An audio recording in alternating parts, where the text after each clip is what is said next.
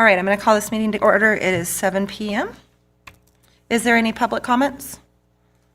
I would like to have one public comment for myself, if it's possible that we can re-entertain the idea of moving the meetings to 6 p.m.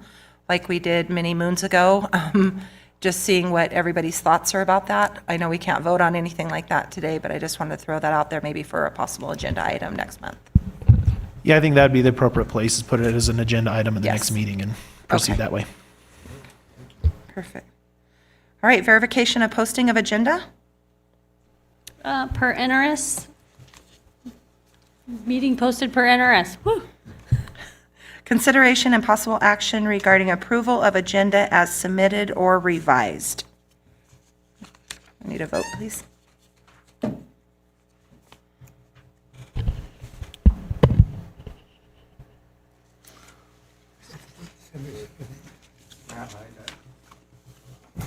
Matt Hyde, I move for approval of the agenda as submitted.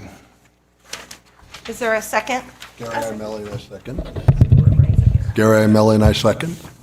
All in favor? Aye. All right. Consideration and possible action, approval of minutes at the meeting held on, letter A is consideration and possible action regarding approval of minutes held on December 17th, 2024. And also on consideration and approval of meeting minutes held on January 7th, 2025. Make a comment on that. On the 17th, the attendance and non-attendance list needs to be moved a little bit. How many non-attendant list? And I attended, and Jorge can verify because it went back for seconds and thirds. Oh, Yes, you were.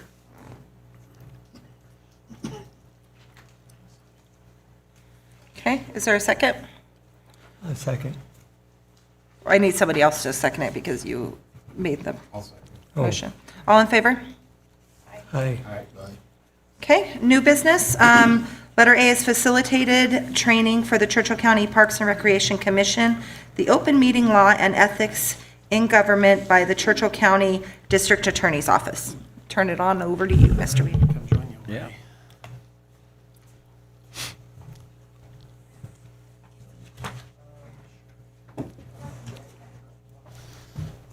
All right, this is Jeff Weed from the Churchill County District Attorney's Office. I hope we're ready till midnight. That's what we're going to tonight. So, now Jorge told me 5 minutes, and so we've got a lot of slides, and so I'm going to fly through these. We're just going to go fast. If you want a copy of this, Lon, I think I sent a copy to her. It can be provided through there, or my contact information is at the end, or I have some cards as well. If you ever have any questions, you can reach out to me, and I'm happy to talk about any questions you might have regarding ethics, open meeting law, or anything related there too. So, NRS 241010, essentially all public bodies exist to aid and conduct the people's business. That's what you do. Everything is aimed towards that. There's no self-serving.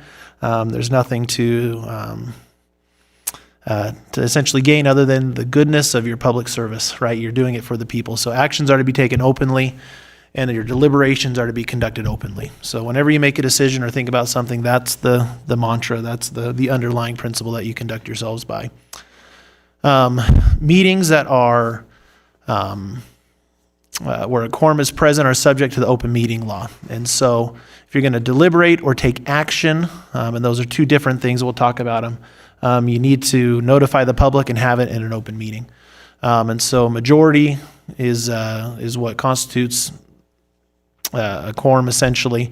It's different for some boards, but for this one, it's a majority of the members of the board. And so again, we'll talk a little bit about later that you can get together at social gatherings, you can meet together, but if you're talking about park business as a quorum with more than a majority of the people, then it needs to be done in an open meeting. So generally action is taken when a decision is made, right? And that's why we've actually had a few in the last few meetings that we couldn't take action on certain items because they weren't agendized as for possible action. And so if you're going to make a decision on something, make a commitment, something like that, it needs to be specific and that on the agenda that's what's going to happen. And that's what action is. Deliberate. It doesn't have to be notified on the agenda specifically, but it needs to be on the agenda. And so you can talk about it, you can discuss things, but you can't make any decisions regarding it. So if either of those things are going to happen, you got to do it in the open meeting. Again, social meetings and conferences, gatherings, those are fine. Everyone can show up to them. A majority can show up to them. But again, you got to be careful not to talk about park business when you're there. You can't deliberate. You can't take action, do anything like that, which can be hard because if you're all together, you're probably generally at a parks type of a gathering, and so that can be difficult. But something that you have to be careful about and ensure that you adhere to that. These are kind of the classic violations. We'll lean over either before or after the meeting or during the meeting, and we'll have a little discussion. We got to watch for those sidebars, watch for breaks, because a lot of times a break will happen and you'll go to the water cooler or whatever it is, and someone will want to have a question or talk about something, but you can't do that. So watch out for those. Watch out for rolling quorums. We'll talk about those. So if one person talks to another person, if person A talks to person B, then B talks to C, then C talks to D, A, B, C, and D have all talked, right? And a quorum has been formed. And so you just have to be extra careful about know who you're talking to, who they're talking to, make sure that that's not happening. Emails are hard, right? When you hit reply all, those kind of things, all of a sudden the whole board is in on a conversation. It can be very simple things. When do we want to hold our meeting, right? When do we want to do X, Y, or Z? And it's innocent, but it can lead to problems. And then watch speaking on the board's behalf. As a member of the board, just because you're a member of the board doesn't mean that you can speak for the board. It has to be done by deliberation, by action taken by the board for that to happen. And so if you want to come tell Jorge how to do his job, you can tell him that respectfully as a citizen and as a member of the board, but you can't direct him to do anything. You can't tell him to do anything. That would require board action. Serial quorums, we talked a little bit about those. Just be careful of those. Know who you're talking to and who they are talking to, because that's very easy to violate, because you want to talk about things and you might, just talk to Gary about something, then Gary's talking to Matt about something, and just, be aware of that. When in doubt, just don't talk about it. Wait for the meeting. We'll skip past that. Meetings with attorneys, these don't happen very often, but they do happen. There's no notice requirement, but these can only be about existing or potential litigation. And so they're very narrow. You can't take action during them, but if the Parks Department is going to get sued or there's some rumblings out there and there needs to be a discussion about, hey, what's going to happen with that? Obviously, those are things when you talk with the Churchill County District Attorney's Office that you don't want to do in the publicness. It can be done in public meeting, but probably don't want to do that. And so those do happen, and they can happen, and those don't need to be agendized or held in an open meeting. But again, they're very narrow on what you can have those for. Notice requirement, 3 working days before. Right, so if you're on Thursday, you got to go to Wednesday, Tuesday, Monday morning. You got to post. And so what's today? Tuesdays. So we got to post by Monday, Friday, by Thursday morning. Is that right? So we go Monday, Friday, Thursday. So Thursday morning by 9 o'clock, we typically need to post. And again, it's got to include concise but informative notice. If you don't know what's on it, other people aren't going to know what's on it. I've been on boards where I show up and I'm like, I don't know what this is talking about. And if I don't know, then they don't know. The public doesn't know. And again, if it's not on the agenda, you can't take action on it. The agenda, stick to it. And there's a bunch of kind of caveats at the beginning if you ever take a chance to look at it, where it talks about time limits can be imposed. You can take things out of order. It can be shuffled around a little bit, but in general, stick to it. And you can't talk about things that aren't on it. And the staff reports, those ones are tough because it's hard to agendize everything someone's going to talk about. We try to, but if it's not on the agenda and it's coming up, you can't deliberate about it. You can't take action on it. So those staff reports can be tough. The scary slide, right? If you violate it, there's a number of things that could happen. You really only have to be concerned if you're doing it on purpose. Those are when the sanctions and the potential criminal violations come in. So generally, the Attorney General's office, they enforce this. They'll make you either rehear the action, right, agendize it. They might make you notice that, hey, we messed up, and so we got to go and correct this. You can be fined, right, for civilly for violating that, and you can obviously have a misdemeanor criminal offense for that. But again, those are things, if you're all meeting after this and going behind the bleachers to talk about things so people don't know it, and you all know you're doing that, then you can be leery of that. Public comment, I know we had one today, which was fine. We generally try to say, if you don't have to, don't make public comment. And it's easy to engage with people when they come and make public comment. You'll want to answer them and engage with them, but all of a sudden you're getting into deliberation, right? So something to be cautious about, and you feel like a jerk when someone says something and it's meaningful and you just say, thank you for your comment, and you move on because you don't feel heard necessarily.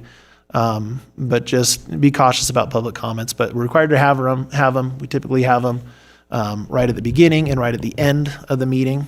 They can be done after each agenda action item if you wanted, but generally the best practice is at the beginning and at the end. Yeah. So if, like on that one where Chris asked the question about changing the time and stuff, would it have been more appropriate for her to actually talk to me and then us to set it up as an agenda item? That would be fine. I mean, we also have an agenda item that says, I think, consideration of future agenda items, so, you know. No, that's perfect. No, but yeah, you could talk to Jorge and he could just put it on there as an agenda item, or discuss it during that. Not discuss it, not deliberate about it, but mention it, and then it would be put on the next agenda. So, yeah, no. So any of those would be fine ways and appropriate ways to proceed. Again, time limits can be set. They've got to be uniform. You can't just let the person you like talk because they're saying your opinion and then cut other people off. And again, board members should avoid making comment if possible. Chairperson's responsible for conducting the meeting. Again, they can cut off people, they can limit people, but you got to be careful about viewpoint base, for doing that. People can be removed. I don't think we've ever had that here at the Parks meeting, but if someone is disrupting to the extent that you can't hold a meeting, you can warn them. If it continues, then they can be removed because although it's public, you have to be able to conduct your business. So Gary's the enforcer. Probably we'd probably call the sheriff's office, ask him to come and remove the person, and do you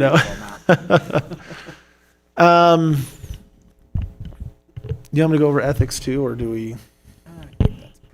I think more just about how to conduct this as far as. Okay, we'll end there. I've passed my 5 minutes, so any questions for me? I know we just kind of zoomed through a lot. You just basically do the work in the open meeting.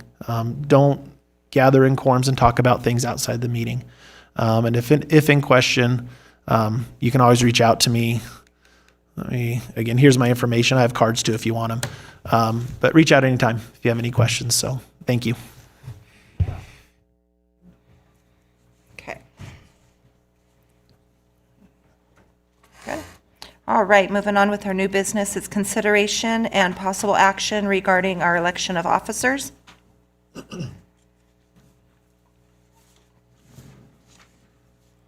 So not everybody jumped to nominate themselves. So what's the current slate of officers, Lana?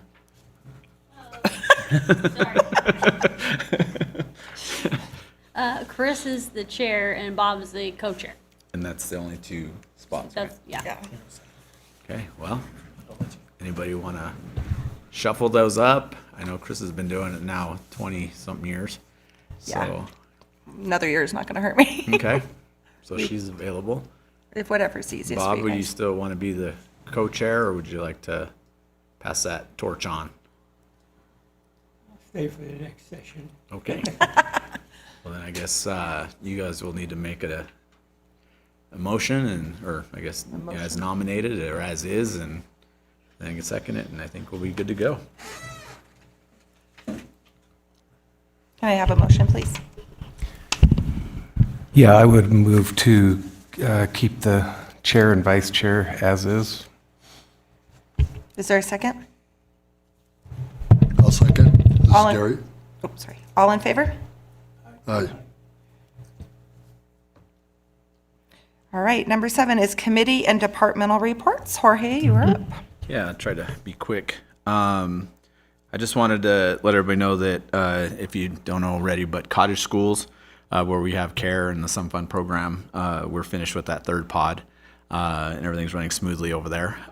We're hoping to do a ribbon cutting probably in the spring, and we're also going to be inviting the Rotary Club. As you know, they donated funds for the shade structure that's over there for when the kids are having their lunch during the summer. They have a nice shady place to sit. Also wanted to let you know that we made some improvements to the dock at Liberty Pond, so we actually opened that today. As you know, it was in pretty bad shape. It's been there since like '96, I think. And so we were actually hoping to replace it, but we actually found a contractor that was interested in coming in and doing the repairs needed for it. So it was extremely needed. It was a huge liability to our department, to the county. So that's, and also is very attractive for everybody that uses the pond for fishing and stuff. So that was a huge accomplishment. Also, Rotary Club is also going to put some funds towards that. So we've been working with them. I'm not sure exactly how much, but it sounded like a significant amount. So other things coming up, as you know, this weekend we're hosting the state wrestling tournament. So it's pretty exciting. If you get a chance, come by and take a look. I know that we have the facility open and we already have it all set up. So if you wanted to come by, like tomorrow, it won't be any charge. Come by and take a look at how we have it all set up. I think it's going to be a pretty a successful event. We're going to have quite a bit of seating for all the athletes, which that always seems to be one of the issues with venues, is there's not a place for the kids to be, and then all their gear. As you know, everybody comes with 2 or 3 bags of stuff. And then, of course, if you do want to come during the event, you will need to go to the website and purchase your tickets online to come watch the event, which on Thursday, most of the teams that are from outside the area, like Southern Nevada, I get my Southerns here. I played against those guys in football, but anyway, they'll be, most of the teams will be here on Thursday doing kind of like walkthroughs type of activities. I guess you call it more like rolling around on the mats than walkthroughs. I'm still a football guy. But then everything starts on Friday, and then it'll go all the way through Saturday, and the finals being at 1 o'clock on Saturday. So, but if you want to come, get your tickets online. If not, there'll be a QR code that you can get your tickets there. And then right after we have the bull sale, which will also have the Ranch Hand Rodeo. And then, of course, as you know, we'll be doing the bull sale dinner with the Bellamy Brothers as the entertainment for the evening. But we'll also be having some Ranch Hand Rodeo events, and then also bucking mini bulls. So it'll be a full night of events. I believe there's only a few tables left. And then general admission, I believe we're already about 3/4 full for that. So I think we're going to be seeing a pretty successful event. And then right after that, we have the MBU dinner, which is just explodes every year. So if you're involved with that event, I believe it's almost sold out as well too. And then right after that, we'll be having another youth wrestling tournament, and then of course we'll be into the next month. So as far as other items of interest at the Aquatic Center, we purchased a new ADA lift. Should be in. We'll be installing that. As you know, it was something that we requested in the budget last year, and was actually something that didn't get cut. It's something that's very important to replace. As you know, we've been gapping positions. We're actually now filling another gap position, and we're also be filling our seasonal positions. So we'll be getting a little bit closer to full staff. We still do have a office position that is open, and also a custodial position, which we're actually going to be trying to fill that. They'll be advertising it, I believe, yesterday, and then another park position out at the cemetery, which will be a gap still. Other items of interest is SNPLMA. As you know, we have been waiting kind of on that. Weren't too sure exactly when we were going to be able to start moving forward with that. From what I understand, February 14th, that opens our window to start putting together our plan for how we're going to proceed as far as in design and also putting together our agreement with BLM. So this is all new to us. So we have basically a year window to make this happen. Of course, we're going to try to make that happen sooner. And then hopefully we'll be able to start drawing down on those funds and do those improvements, as far as the softball fields and then also out at the 3C event complex. So that's all I have, unless anybody has any questions. Pretty good. Okay, where I should have spoke earlier. Consider future agenda items. Again, if we can please maybe consider putting on a time change for our monthly meetings from 7 o'clock to 6 p.m. We'll add it to the agenda so we can discuss it at our next meeting. Thank you. All right, and number 9 is set Parks and Recreation Commission meeting. Right now, we're looking at March 4th, 2025 at 7 p.m. Unless we don't have enough, you'll let us know. So everything good on that for you guys? Okay, and yes. I'll be flying back from DC that day, so I don't know exactly what time I will Okay. be back. So I may not make it. Okay, thank you for that. And usually Lana will email us ahead of time and let us know we don't have enough agenda items. We're only required to meet 4 times a year. So we've gotten pretty lucky. We had to sneak that last one in 2024, but so you might be off the hook anyways. Okay, so March 4th. And then again, any public comments? And we're going to go ahead and adjourn at 7:21, please.